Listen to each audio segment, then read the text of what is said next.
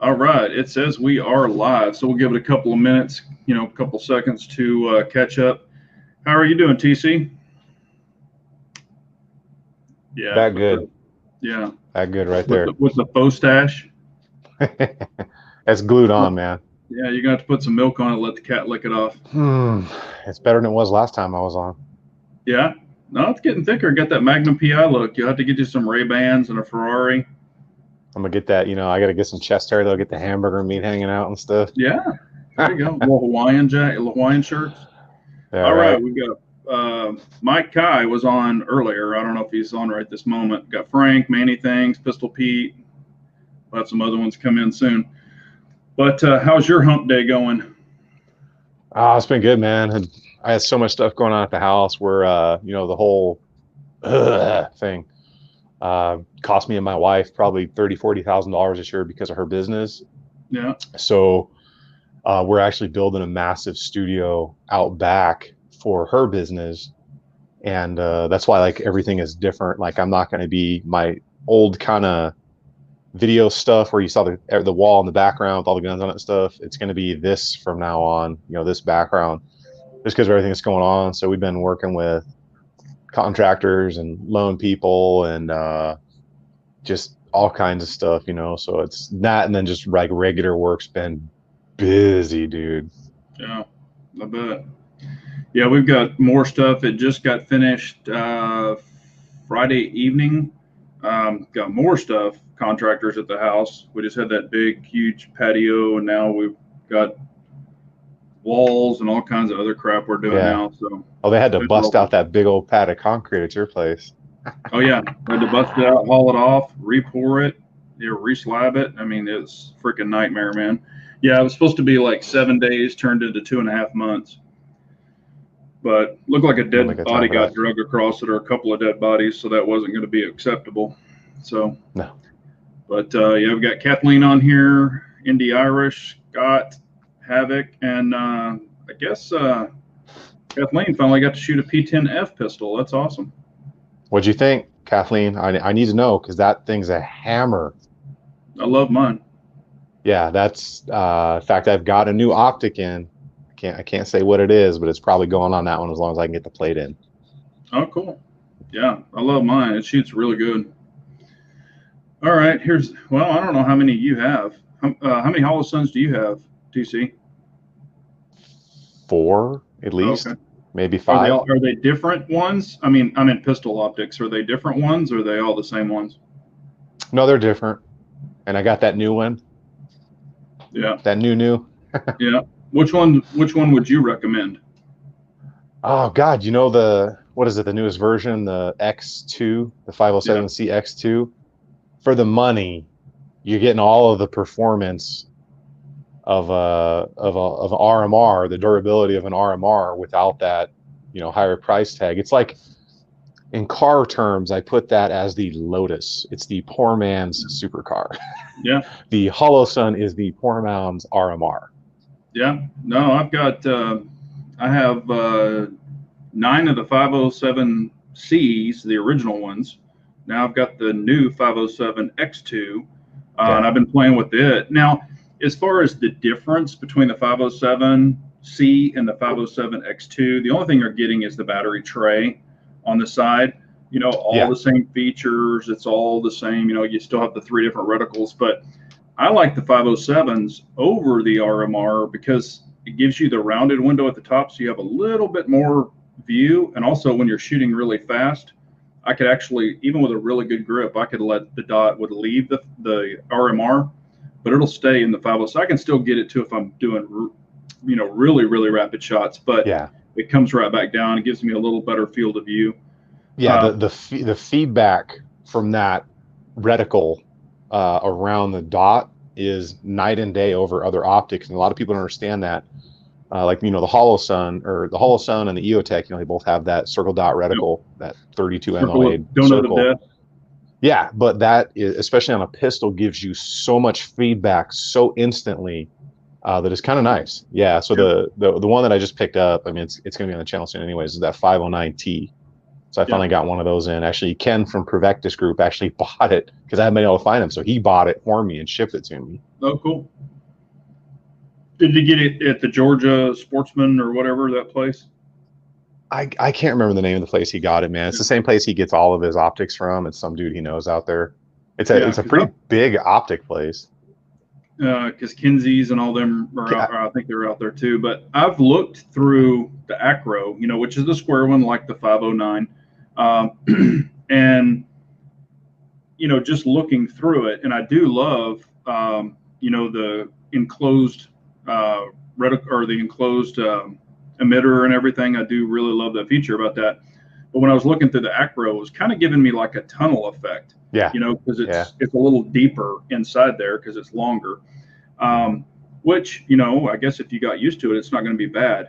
And also when you put that on your gun with the plate that you have to add, it does raise it up a little higher. But I mean, like I said, anybody could shoot through that. But yeah, I'm having, knock on wood. Now nothing beats the SRO. Nothing that, I mean, the SRO is the best if you want a large field of view. However, as far as micro dots, I'm really enjoying the Holosuns a lot. Yeah, no, it's good, man. I can't wait to get that 5019 out for testing. Yeah, yeah. And I know a lot of people got the 507K. When I posted that, a bunch of people got it, and they've already started playing around with it. And I don't know of anybody that's actually put it on a gun yet that I personally know, but they've been playing around with it, and so far so good. But I guess we'll find out more as it goes on. Oh yeah, here's MD Irish. She's saying thanks for the heads up on the 507K. Got it, and just wanting to get it back to my. Oh, Vulcan Machine Works is doing his.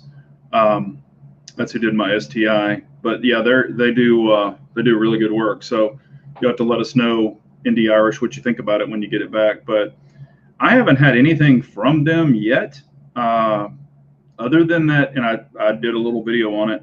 Other than their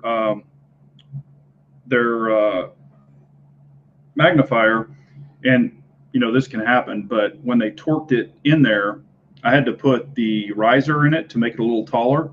So you have to take the two screws out of it, and that sucker, they didn't use Loctite. They must have used Rockset because it was freaking locked in there, and I broke 3 torque 10, I think 10, the T10 bits, broke 3 of them. They were snap-on bits, snapped them clean off, and I sent it to them, they sent me another one, and then I sent the other one in, but I had it within days. I mean, their customer service was awesome, but that's the only issue I've ever had. And like I said, they made it up pretty quick, so no problem. No, they're somebody, I'm trying to remember who it was, told me that they had one where the reticle was kind of bled a little bit on the 507C, but other than that, and where it was even then, it was like they said, like the reticle was kind of like bleeding a little bit, like it was off, like it wasn't perfect. It kind of just like dribbled down looking almost, like it was just. I wonder if this might be their first red dot and they have astigmatism and they don't even know it. Oh no, this dude's legit. He knows. Oh, okay. Yeah, so he sent it back and they got him a new one within like a week. So he was like, yeah, this one's perfect. Yeah, because I've had some guys look through some of my dots and they're like, it's a little fuzzy. Yeah, and then I'll, you pop a magnifier on it and they'll go, oh wow, it's clear. And I'm like, yeah, you have astigmatism. And they're like, what? I didn't even know that. But they don't shoot dots, so they had no idea. Yeah. So, but yeah, it's crazy when you have astigmatism, because mine, as I've gotten older, it started getting progressively worse, and I was just like, what the hell? And I was like seeing like a little comet and all kinds of weird stuff. So. But, yeah, I get that a little bit of that starburst because I got astigmatism in my left eye. So yeah, I've got it in both, so I can't favor one or the other. Yeah. I got to just look through both of them. I was telling this is for the audience. I was telling TC a funny story. I was opening up these cashews. It's a little bag of cashews, and I was tearing it down the middle where you're supposed to tear it, and was going to tear it to one side. I couldn't tear it, and if I ripped it anymore, I was going to bust the bag open and shit would go everywhere. And I sat there and struggled with it for like 3 minutes trying to open this stupid bag. And I had a knife, like not even 6 inches from my hand, my pocket knife. And I was like, oh shit. And I just picked it up and mutilated it open. I'm like, golly, what the hell's wrong with me? I'm like, you got a freaking blade on you and you're not even using it. It's like the But bag of cereal when you open it up and it oh yeah, tears, it blows. or the Yeah. chips or whatever. Yeah. And that's even worse when you pull it up out of the box. You know, you slide it up out of the box to rip it open, and then it, you know, you've got it out of the box, so it goes everywhere. The box didn't even catch it. So yeah, that sucks. But I had a couple of questions that were asked to me, and I wanted to ask it to you and also the audience, because I thought, you know, I've been asked this, but you know, everybody's like, "Oh, what gun would you like to shoot?" and da da da da. But the question was, what's the most fun pistol that I own and that you and everybody owns? What's your most fun pistol to shoot? You had to pick one that you own. The most fun to shoot that I own? Oh, Yeah, God. like you just, every time you shoot it, you just giggle, or you know, if there is one. So I would have to probably go with, and I can't believe I'm saying this in public forum, my RXP X Carry now. Wow. That thing has absolutely won me over. Okay. I get out there and I'm like, it's almost like it hides my shortcomings as a shooter. I don't know why. Yeah. But I get out there and I run it, and I'm just like, every time I leave the range, I'm like, well, okay, chalk another one up in the positive for the SIG. Yeah. My most fun pistol is probably my CZ TSO optic, you know, the one I put the optic on. That thing is just, I mean, it's just crazy accurate. I mean, it's accurate even without the dot, but with the dot, it makes it like a freaking sniper pistol. It's just stupid. You know, I was at 50 yards just going ding, ding, ding, ding, ding, ding, ding. And I'm like, this, I mean, I wasn't even trying. I haven't taken it farther than 50, but I'm sure, you know, if I just counted for my bullet drop, it'd probably be just as fun. But that thing is freaking awesome. It's so fun to shoot. But those are probably my favorite pistols. And we've got CZ Shadow or 1911, and I love 1911s. CZ TSO, Scorpion SBR with the Omega K9, 300 blackout suppressed. Yeah. And of course, that is a pistol too. But however, I had another category. What's your most fun rifle or PDW to shoot that you own? My Mark 18. Okay. Well, I'm probably going to surprise some. Okay, because people are probably going to be like, "What?" But I love a 308. I'm a 308 fan. I've said it 9 billion times. I love 308 because it's big, it's bad, and it's loud. That's why I like it. Now, of course, I know Indy Irish said, you know, my 300 blackout when it's suppressed because it's freaking quiet. I mean, the thing is just insane. And a matter of fact, when I shoot it, I giggle like a little schoolgirl because it's like, so it is awesome. However, probably my most fun PDW is the POF 308 Rogue. Because you've got a 308, I mean, you got a lot of horsepower in a small package.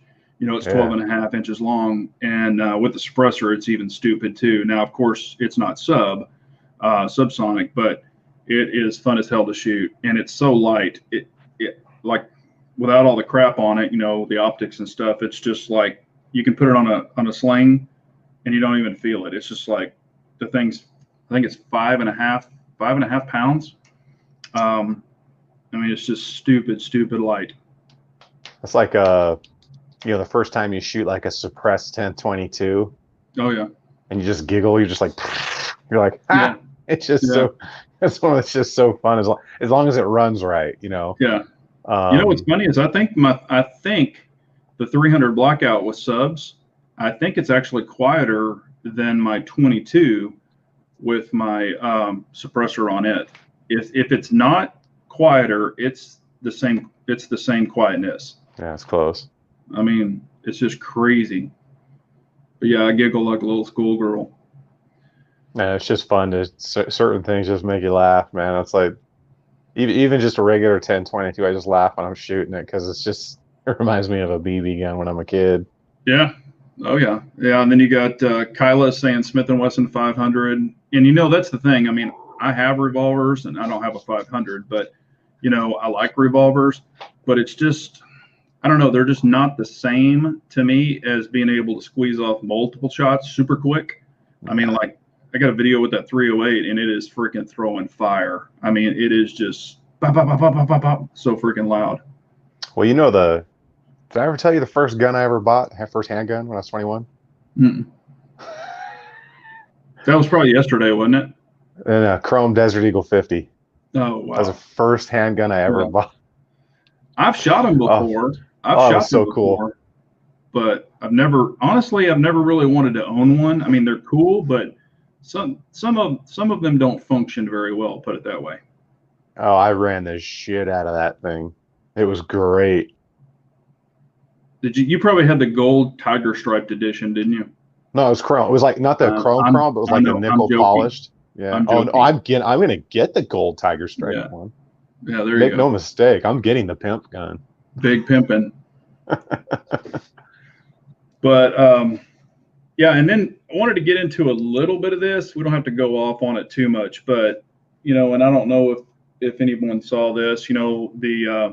The big thing that came out about the shills, and if anybody's on Instagram and stuff, what was it, Mod Light or something, put out that thing. They were calling some people out and saying they were going to do this big announcement on everybody and stuff like that. It's Mad Light. It's Mad Light now. Yeah, Angry Mad Light. What did you think about that? And here's the thing: like everybody on that list, I don't work with Leviathan. But I'm reading that list and I'm thinking through my head the videos that I've seen of people that do that, like Grand Thumb and those other guys, or Johnny. 100% up front, this video is sponsored by this, or this is provided by. So it's like, what were you getting angry about? Like, I didn't quite understand where they were coming from. And they've blocked me. If you don't know, like, they've actually blocked me for the audience. Me and Johnson talked about that. I like Mod Light. In fact, I ordered another one yesterday because they're great lights. But they put that post out and they started just hammering, saying all these things. And I was sitting thinking, having experienced the legal system, I was thinking to myself, you got to be very careful what you say when you're saying misstatements of fact about people that probably have lawyers. So the next day they put out another post, like totally walking it back. So I commented on Instagram, wow, hit with a libel complaint or hit with a libel suit already. And they blocked me. I mean, I can't even search the company on Instagram anymore. And I was like, really, guys? Really? That's what you got? A company that is like, my understanding is like a bunch of ex SOF guys. I'm like, that's how fragile you are? Like, come on. Yeah. It was kind of it was kind of a jab, but it was like a joke. And they're like, man, blocked. Like I said, I've been doing YouTube for a while, and you have too. But I mean, I can watch a video. I mean, I'm not, I don't know every single thing about guns because I don't, but never claim to. But I mean, I can watch a video and I can, get a pretty good idea if the guy's shooting straight or if he's just blowing smoke up, or guy or girl, if they're just blowing smoke up somebody's ass. So I don't really take reviews to heart. Now, if somebody's like, if it's a total piece of crap and I know that they're a piece of crap and somebody's just like, oh my God, this is the best thing, I give it 2 thumbs up or this or that, I'm like, come on now, and there's a lot of people that I won't watch. I mean, I just flat out don't watch them because I know that they're just, they're just in it for the money and they're just, those kind of people, but, shills, so to say. But I don't, I'm a grown ass man. I'm not in it for the drama. I don't need the drama. I think it's just a nuisance in our community. And, a big company like that or whatever, when people start fighting amongst themselves in the 2A community, it just makes them both look like a bunch of little girls or a bunch of little kids. I don't want to offend girls, but, it just makes them look like a bunch of little kids. And I'm just like, you know what? If you don't like that person or you don't agree with what that person's doing, don't watch them. Shut them off. Who cares? Yeah, and there's, I mean, it's obvious, and it's probably obvious to us because we're into guns and we've seen that stuff. But there's 2 things, man. Like, one, all the people. My personal favorite is I see all the people speed ramping their videos. I love that when you can just totally tell they're speeding it up by like 1.2, 1.3. It doesn't even look right anymore. But I mean, there are people that are out there that I guarantee have taken money to do reviews for Oh things. yeah. I have Hidden Hybrid Holsters.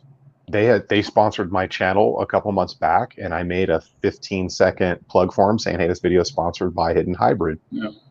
People, I mean, you're in marketing, you have to understand, like, none of the things we do are free. And if you want to succeed and grow, unless you're independently wealthy, there's different ways you can go about it. The affiliate links or any of that stuff. And those of us who like are smart, you have to pay attention. That's all controlled by uh, the government. You have to tell people, you have to be in compliance with all of that stuff. And if you're not telling people that your video was sponsored or that they're affiliate links, that's actually a violation of law. So I mean, and I'm going to, people, I have an audience, and if a company that I like, I wouldn't do it for, the light company that's approached everybody in the industry. I refuse to work with them. I have some of their lights, they work. I would never trust my life to it, but they serve a purpose. I carry one every day. I carry a couple every day. But if I'm going to do a plug for a company, like a commercial, or sell time on my channel for a sponsorship, it's going to be with a company who's something that I would want to work with, like a relationship, but yeah, there are people, I guarantee it. And, just like that, they're like, "Hey, review our gun." And and here's a big check for, reviewing our gun, and your opinion's yours. Yeah, but review exactly. it.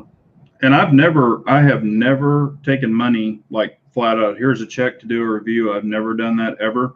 And the people that I work with, Links Defense, Harry's Holsters, Lock Grips, that I have affiliate codes with, I was working with those guys way before I was using their products every day, carrying them every day, using them. I mean, hell, I was doing that for years before I ever, did an affiliate link with them, because they were just like, "Hey, man, you ought to do an affiliate link. You've earned it." And I was like, "Okay, whatever."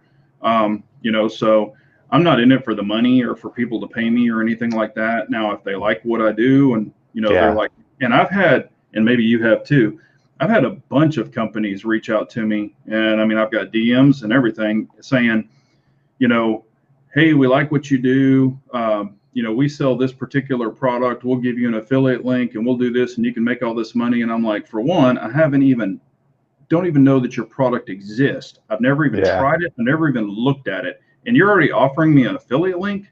And I know there's people that'll take it, just right off the bat. "Hell yeah, I want 25 affiliate links." I won't do that. I'm just like, no, because if they're doing that automatically, that's a sense of desperation to me. And I don't need to deal with a company like that, because they'll do it for every Tom, Dick, and Harry. So that's not what I'm about. So, it's got to be a product that you would use, for me, at least. I mean, and it's the weirdest thing though, is I've given like negative reviews on things, and I'm like, "Hey, not my thing, not my cup of tea. I don't like it. And here's reasons why." And people still buy it. I'm like, "Why would you buy that?" Because everybody's got a difference. And that's what I've even said with some of mine. I'm like, I don't really care for this particular one. However, you may like it. I'm not my word is not the Bible. So whatever you choose to purchase, that's your money. So, but if it's a bad product, definitely going to say I don't recommend it, because I don't want somebody spending their hard-earned money for that particular product, and having, issues with it. Like, if you look at some of my old reviews way back, probably like 4 years ago, I was trying different holsters and stuff like that. And man, I had some holsters that flat out failed. And I did follow-ups, and I said, "Hey, this holster, I tried it. It worked great for a while, and then it literally started coming apart, and, I don't recommend it anymore." And some of the videos, the old videos, I actually deleted them, because I don't want anybody buying them. I don't even want that. And one of the videos had like 75,000 reviews. Or 75,000 views. And I deleted that video, and which some people would be like, "Man, that's stupid, because, that's got a lot of views and stuff." However, if I had a problem with it, I'm not going to keep that video up, so I don't want people, trying to buy it. Yeah. And I haven't necessarily had one where the product went bad after the initial review yet, that I can think of at the top of my head. But I've had a couple, like Wilson Combat magazines for the 1911. I've carried those for years, and I've trusted my life to those things. for years and years on duty and everything. I ordered a batch of them a couple years back when I was still carrying my Kimber at work. Not a single one of them worked. Wow. Six brand new mags. Every single one of them failed. I bought new springs for my old ones. They function flawlessly. I've had like probably about 10 or 12 people reach out to me since saying that they had the same problem, which I never would have expected out of them. And I've bought more since that, like recently, and they were fine. So it was a bad batch, and it had to be a bad, yeah, it had to be a but bad batch. I put that out there on purpose because people needed to know that like right now, because that's information that could, save somebody's life, because if their mags aren't functioning, you're screwed. Yeah. But when that was when I was pretty new, and I was kind of like, oh man, this company's gonna hate me. Yeah. Well, I mean, if you had that problem, like, I had a problem with a CZ mag, a factory CZ mag. I had a problem with it. And inside where they weld it together, like they put the sides together and put the bead weld on the inside, there was actually a piece of slag. It was just like a little chunk in there. And when the follower would go down, it would stick. It would actually stick on the slag, because I took the follower out and I saw these scratches on it. I'm like, what the hell's that? And opened the tube up and I ran my finger down there and I was like, holy crap, yeah, it's got a chunk in there. And so I took a file out, filed it off, and but I let people be aware, hey, it's hanging up on this piece of slag. So anything can happen. But I personally haven't had any problems with Wilson Combat mags, but it could have been that particular batch, like you said, when they were made. Yeah, and they all had a number 7 written on the bottom of the plate. Yeah, that's what I was going to say. They've got the markings, so they can track it back and see when, where, who, all that stuff made it, so they can, take those back and get their money back or whatever they want to do. But yeah, tracking numbers on products are definitely a must. And that's even like when I had the problem with POF with that 308 Rogue. On the key, it had a number on it, and they were like, hey, we need to get that number, because they can track it back to a vendor and find out, hey, here's what happened or whatever, because you just don't know when stuff like that's going to happen. But yeah, it's always good. Machinery. But yeah, but just to come out and say, hey, this is great and all that, just for a check, those people are out there. We all know who they are, and they have tons of subscribers. But what it really affects, it doesn't affect like the knowledgeable people like you and I and, a lot of the subscribers and things like that. It affects the new gun owners coming in, because if so-and-so said it, oh my God, he doesn't lie. I've been watching him for 10 years. And it's like, yeah, he's been a shill for 10 years. But, it's just kind of buyer beware. But I just, there's a particular gun that was out there for a long, long time. They've finally gone away. I haven't seen one in a store, but a certain person was saying they were the best thing since sliced bread, and they were just shit from day one. I mean, you could pull the trigger in the gun store, and the gun would actually, like, you'd pull the trigger and the whole gun would just shake, even dry firing it.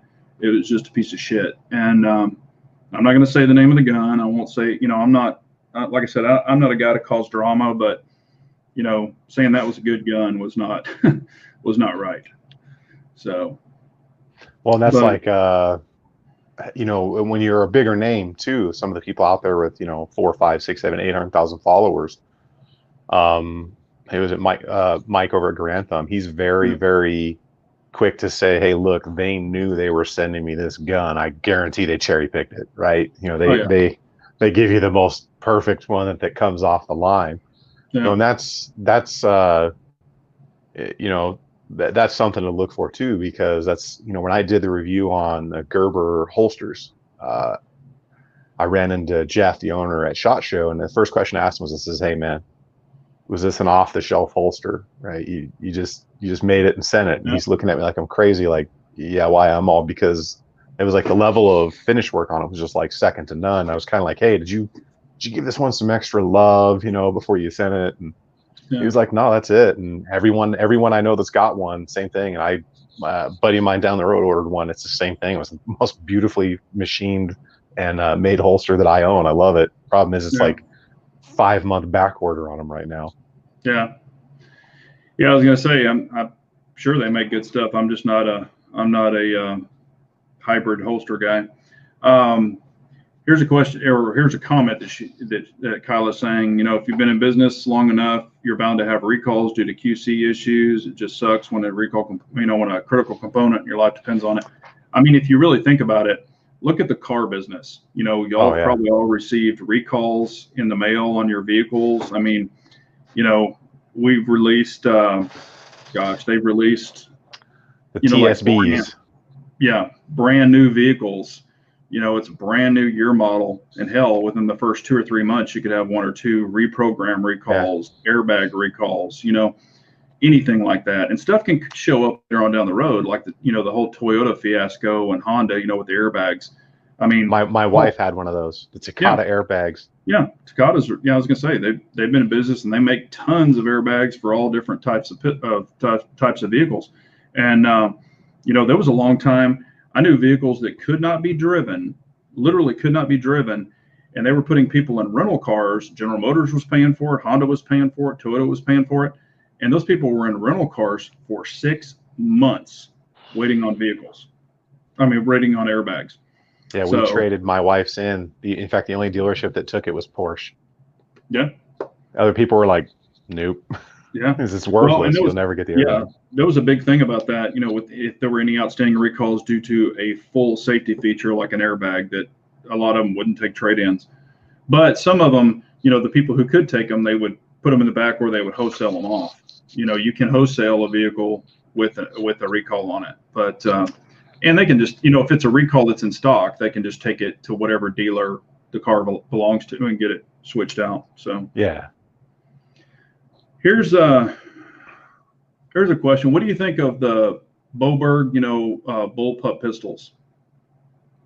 I don't know if you've seen them. Those little funky looking.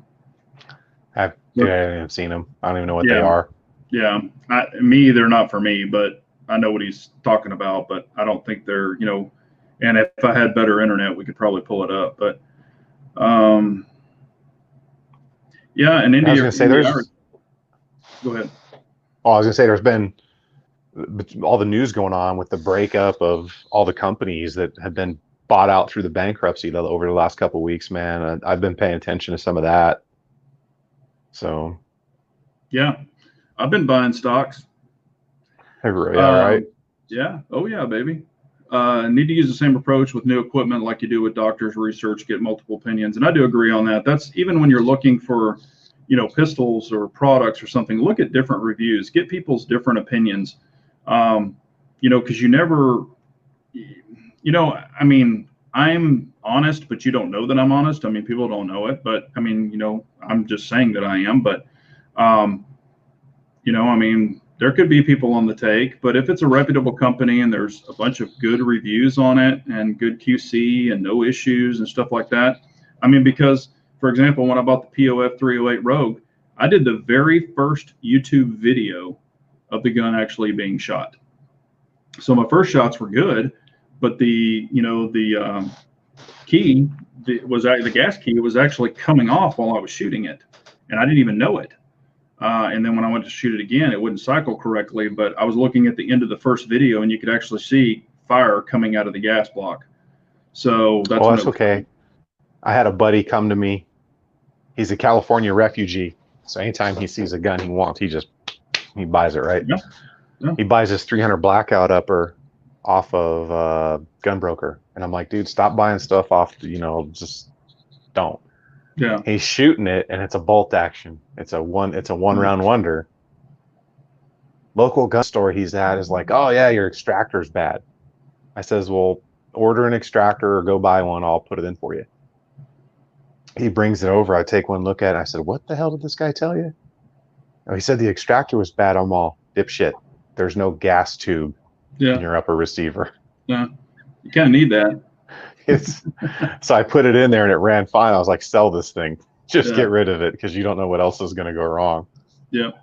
Yes, Kathleen, the X2 507 does have the RMR footprint, so they didn't change it. Now on the 509, it does have its own. So, but it comes with a little plate that you can put in the RMR spot. It's just different.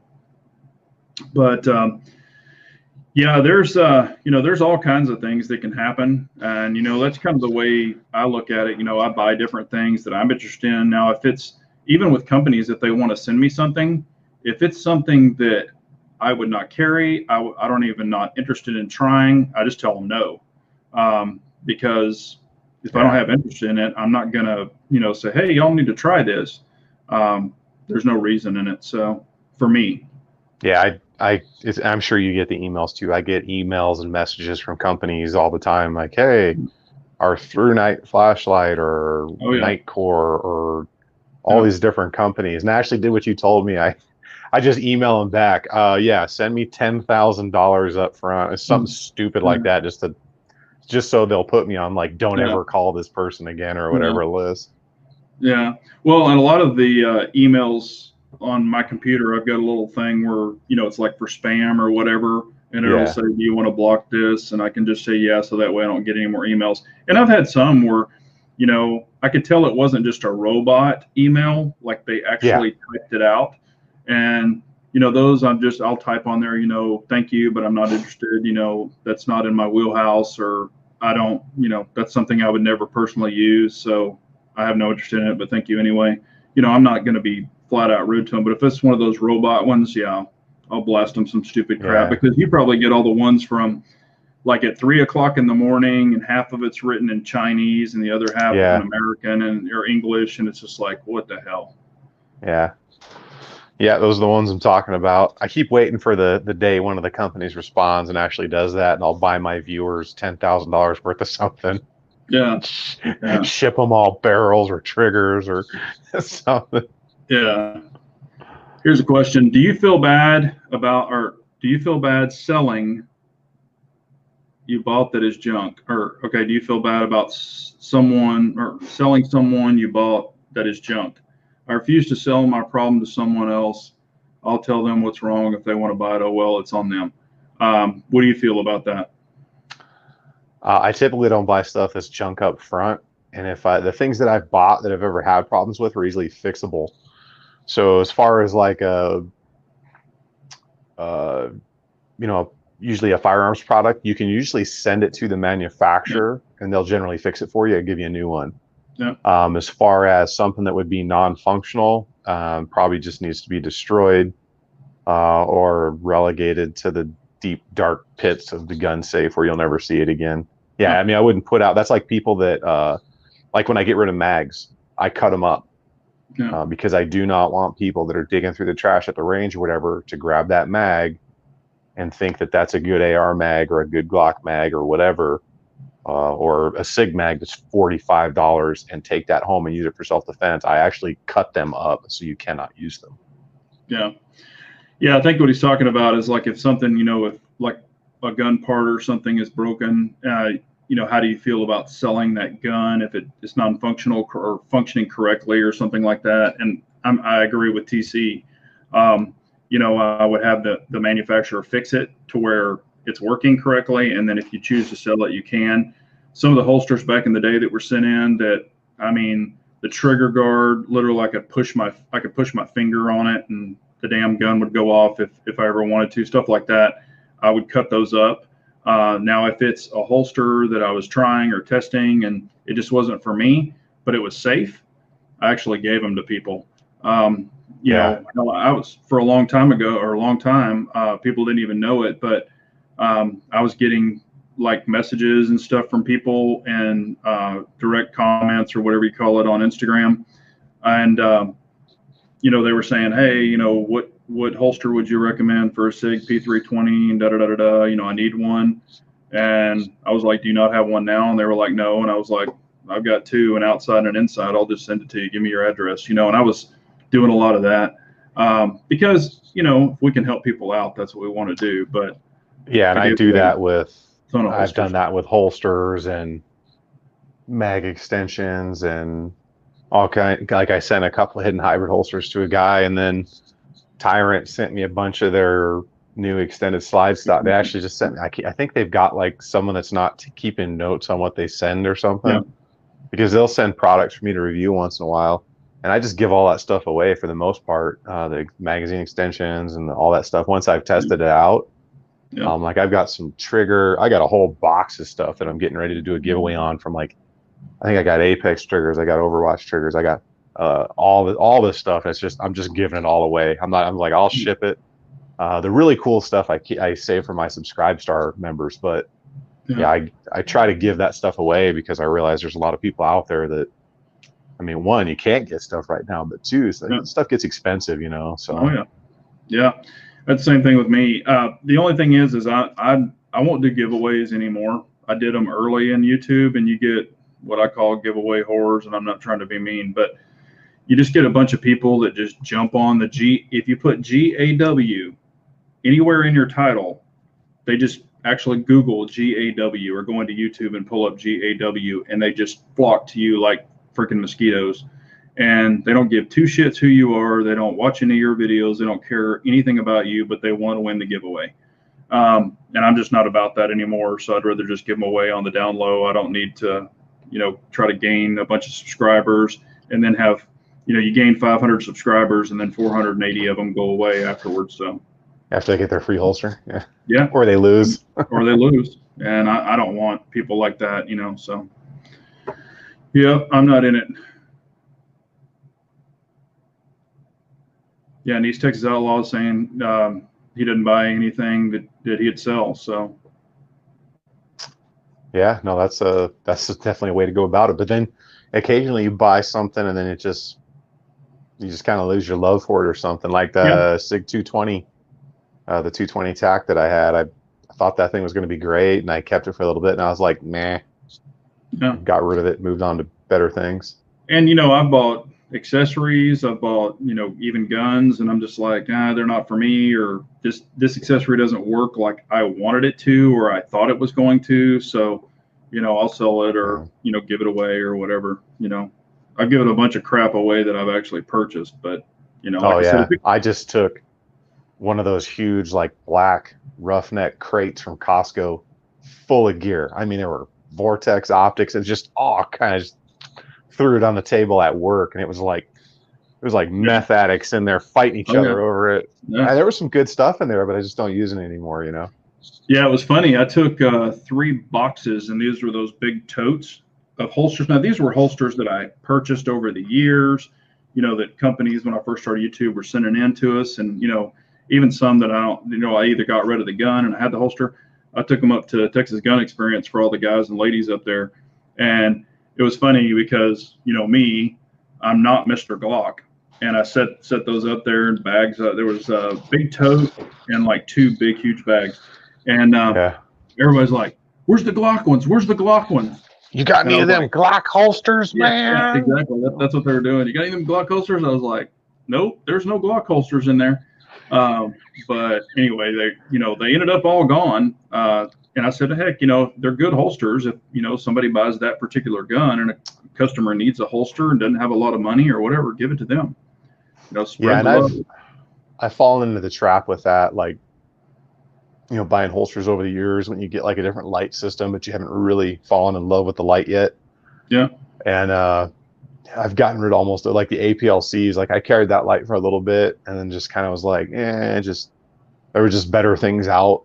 Although they did come out with their new ones now. Yeah. So you end up, giving those holsters away, because I went back to Streamlight because that's just kind of it's my budget, but still going to work light when I need it, so.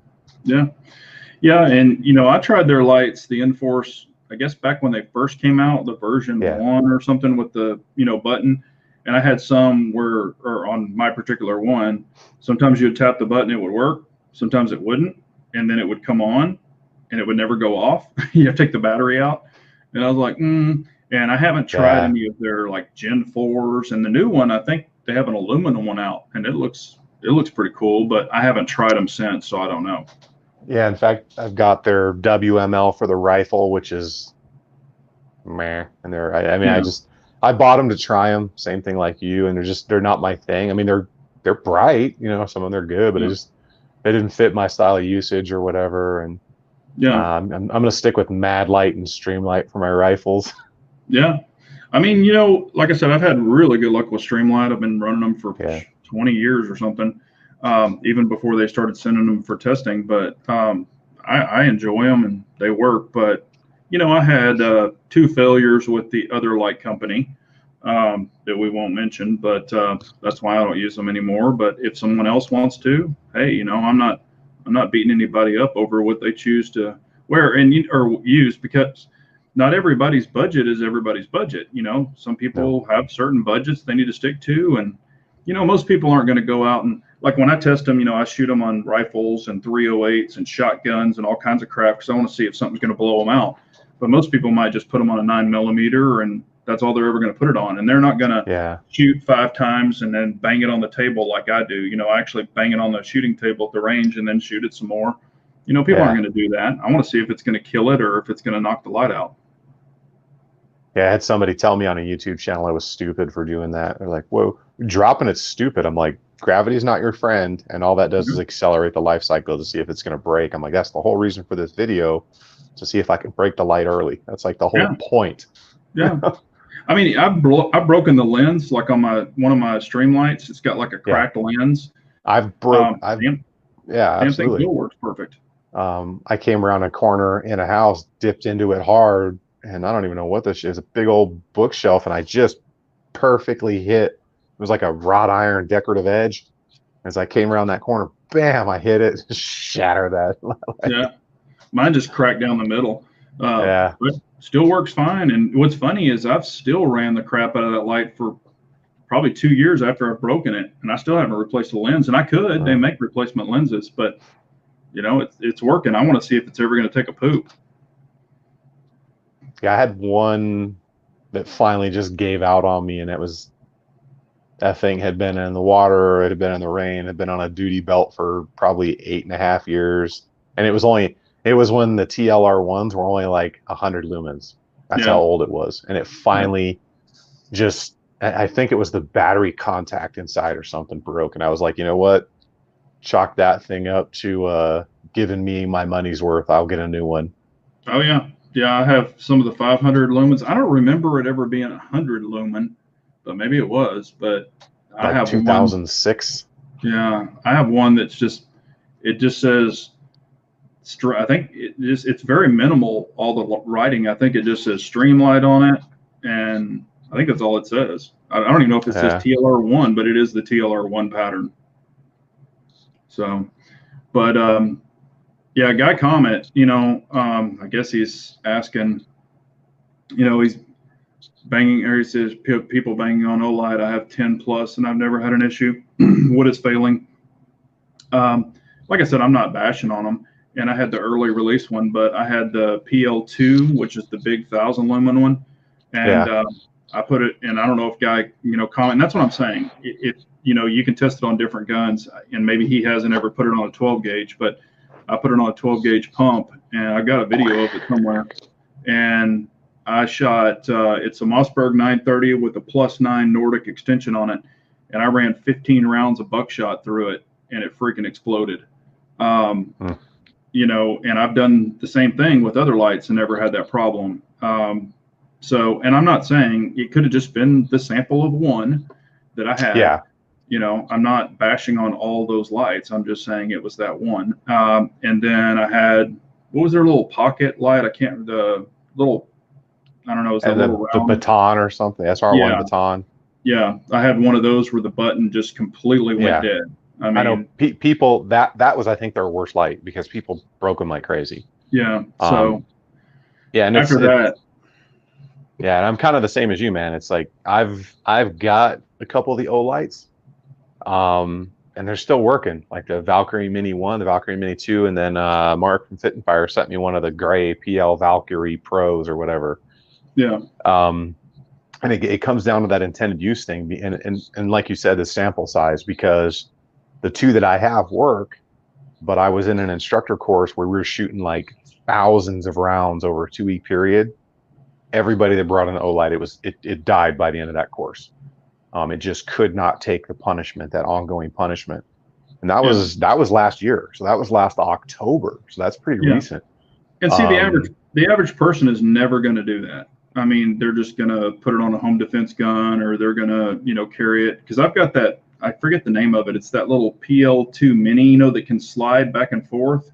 Yeah, that one. Yeah, I have that one too. And you know, where it slides back and forth, it like, and I know I'm not talking about when you take it all the way out to the end, but probably like a little past the middle.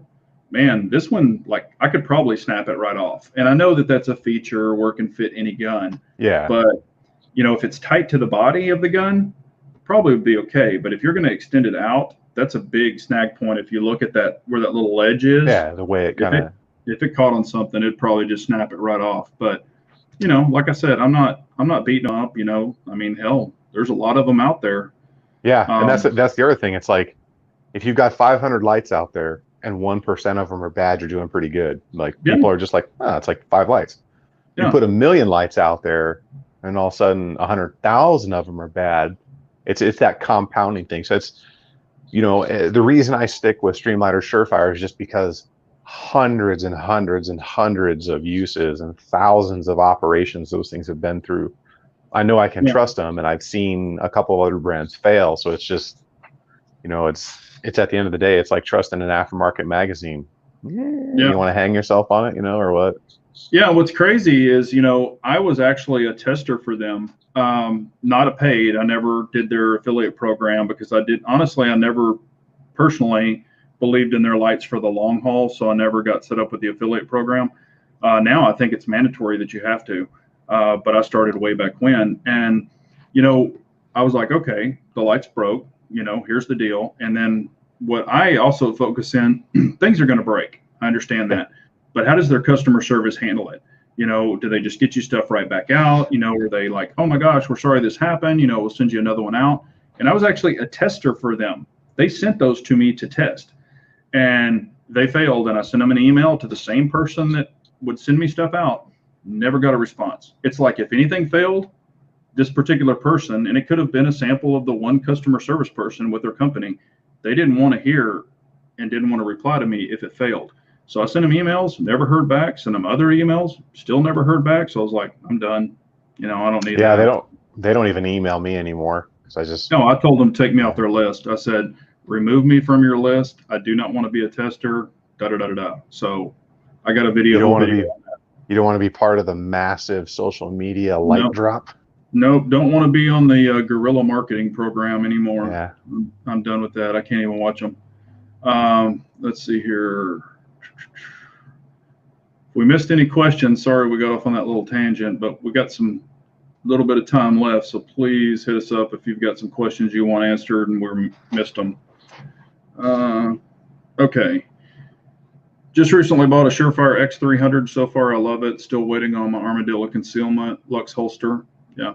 Surefire makes good products too. I've got some Surefires. Yeah, I've got the first Surefire I ever bought, 60 lumens, over 20 years old. I keep it just for historical sake. Yeah. That light, it will technology out before it dies most times. Yeah. You know? Yeah, and I have the X300 and, you know, the 1,000 lumen version, and it works great. Don't have any issues with it. You know, still kicking. So, and like I said, that's one reason I wanted to get the Surefires, you know, to start testing them too. And they didn't send them to me. I bought them on my own. But, you know, just wanted to start trying them out to see if, you know, they would hold up just as well as the Streamlights do. And I've banged them. I've done all the same tests on them, and I haven't had one fail yet. You know, not saying some of them haven't, you know, for other people. I can only go by what I've experienced. Yeah. And I mean, this is, you know, I've said this before too. If you beat that shit out of anything, you know, it will break. That's you know, you can send it through any kind of test that you want to do, or a flat abuse test if you're really trying to get something to fail, and you can make it fail. Yeah. I mean, you square peg round hole it long enough, you'll break it. Yeah. Yeah. I mean, back in the day, you know, a lot of people don't know this, but, you know, I'm an AMP also, airframe and power plant technician, and used to build CFM56 JT8Ds, you know, all your big commercial jet engines. And what was funny is we would have to go into the test, you know, basically it's a big hangar, and we would be testing an engine. It's just an engine hanging on a hanger. We've got it all hooked up. Yeah. And we start with frozen chickens. So the engine's going. I'm at the front and I'm throwing a frozen chicken in it. And they were watching it, you know, shredded out the back. So we did the frozen chicken, frozen duck, you know, frozen turkey. And you're seeing what kind of abuse that engine will take. And I mean, turbine blades would be flying out of the back of it, and you're trying to get that engine to actually fail and shut off. That's what you're trying to do. So anything that we could find, now within reason, not steel parts, but like for bird strikes or anything like that, we're launching it through that engine. And it's just crazy the abuse that a lot of those things can take. But what's funny is you'll have one airplane that's flying and it gets a couple of birds through it, and it will shut the engine down. So you're trying to create that situation, but you can't do it all the time, So, and a lot of people test their guns, test their products, and some people just put out stuff and they don't ever really test it. So, it just depends on the companies. Yeah, that's true. Yeah, you can tell a year after a gun's been released and they find out things aren't working, that they didn't really put the time in, or they knew that there was a problem and put it out anyways. Yeah, and we become the test subjects, we're the test dummies, so to say. Yeah. Or my personal favorite, somebody actually commented on my channel today on that SIG video. I dropped that 320 RXP X carry, and I was like, hey man, I noticed there was a little bit of abnormal wear across the barrel hood. I was like, that's a little excessive for I'm like just under probably like 850 rounds. Yeah. And I was kind of like, yeah, that's a little excessive for what I would expect, but it was just the coating. It wasn't like marring the steel. And somebody was like, oh, I appreciate that. Most people would say they had 25,000 rounds through it, and they would have I was like, nah, man. I'm like, anybody who's telling you they're putting 25,000 rounds through a test has either got a lot of money or a lot of no credit, in my opinion, I guess. But a lot of money and a lot of time. Yeah. Indy Irish is asking if I volunteered for that job or was I low seniority. Actually, it's the opposite. I was the IA signing off on it, so I was the one. It's the guy behind the motor. That's the new guy catching everything, right? Yeah. No, there wasn't anybody behind the motor. No. But no, it's actually the opposite. So you have to, if I'm going to sign off on it, I actually have to it's kind of be important. the guy. Yeah, I'm the one that's, now there are other people in the test site or the test cell, and they're evaluating pressures, thrust, and they're propelling it up. Basically, a lot of those are actual pilots that are in there, saying what they could do, and they're hitting the fire extinguishers, or the flame outs is what they're doing. So yeah, it's actually pretty cool. And then I got to test some really cool stuff. If y'all have ever seen the old SR-71 Blackbird, the Clint Eastwood movie, and all that crap. Yeah, I got to play on the Blackbird, and that thing's pretty freaking incredible. We thrusted it all the way up. I have a picture of it, a photograph that a guy took for me, but I was in the test cell. He was on the outside, and the thing is blowing a flame out of the back. It's got to be 200 plus yards that it's throwing this flame out of it, and it's at full thrust. I mean, this thing is freaking crazy. And I was like, that's badass. But that was one of the fastest planes ever produced too. Oh yeah.